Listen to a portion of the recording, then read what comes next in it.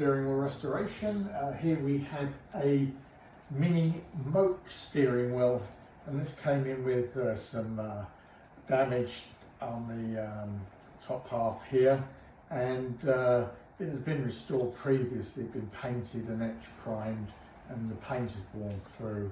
This, paint's not really dense enough for this sort of application, and we've repaired it and we've recoated it.